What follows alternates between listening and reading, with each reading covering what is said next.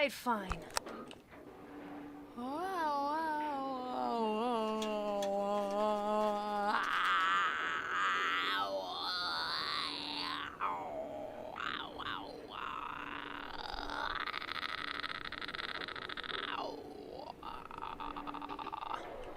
Anyway, so the game has been making spooky noises at me this whole time, so I decided I'd make some spooky noises at the game.